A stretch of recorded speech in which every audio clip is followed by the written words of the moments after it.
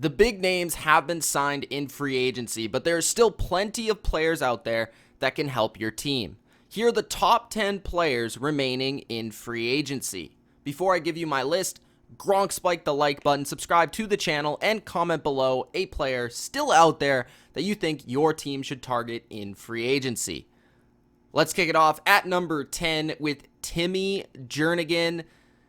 He's a borderline starter for many teams in this league. He only played in 5 games last season, including the playoffs, but showed his importance to the Eagles with a half a sack in both playoff games. He's a player whose quality doesn't really show up on the stat sheet. He made Fletcher Cox a better player simply by eating up space and blocks. At only 27 years old, he remains a disruptive player in both the run and the pass game. At number 9, Jordy Nelson.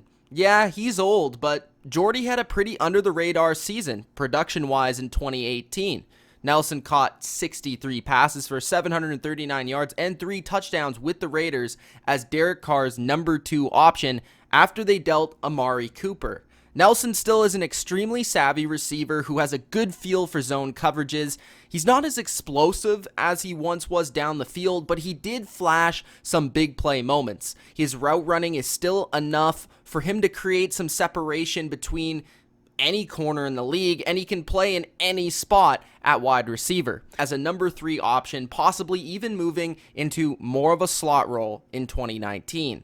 At number 8, Muhammad Wilkerson. The fresh start in Green Bay was short-lived for Wilkerson, getting injured in the 3rd game of 2018. But at 29 years old, Wilkerson can still be a solid rotation guy at defensive tackle or possibly defensive end in a 3-4 base. He has shown an ability to play pretty much anywhere on the line in his career. He's a massive man who is a former 2-time All-Pro player. I think that's worth taking a look at. Defenses that are lacking size and depth should definitely give Wilkerson a call.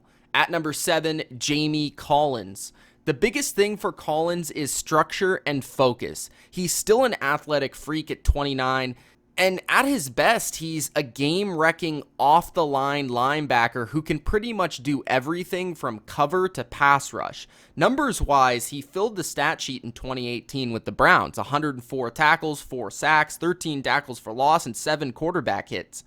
He is just making too much money for the Browns, so they released him.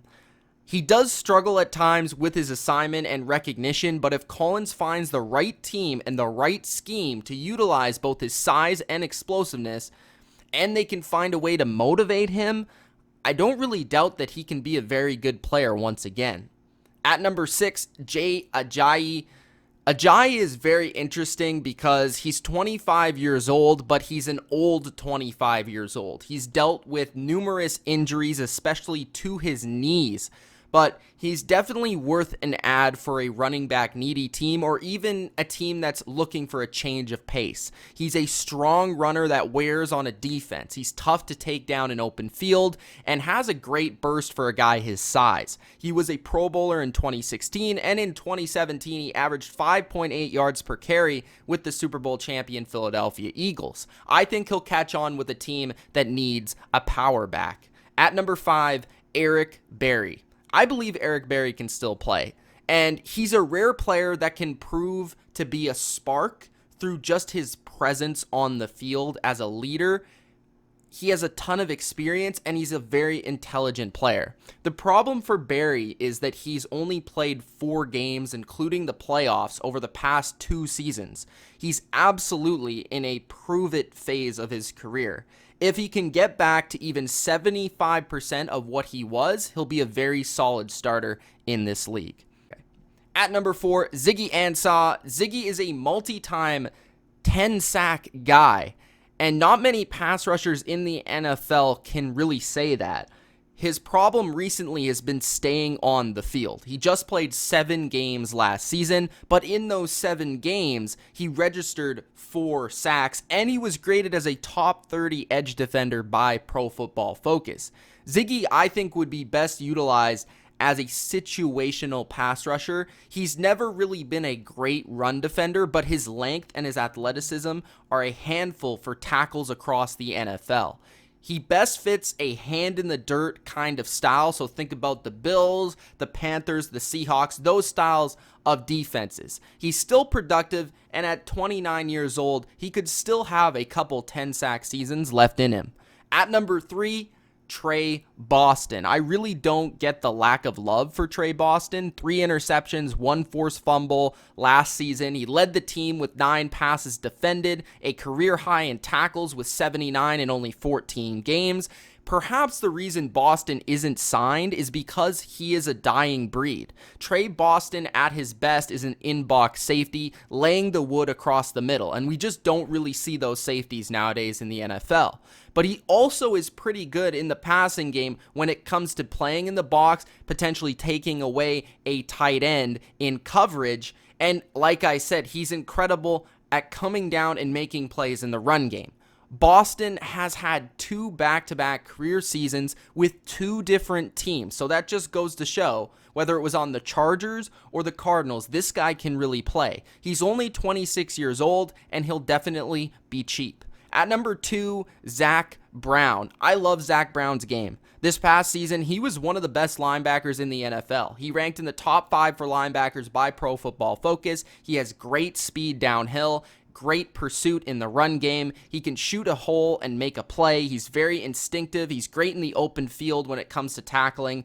Brown would instantly make a defense faster by sticking him at middle linebacker. As Michael Lombardi says, if the middle of your defense is fast, your defense is fast. At number 1, Ndamukong Suh. There's a reason Aaron Donald went from 11 sacks to 20.5 sacks in 2018.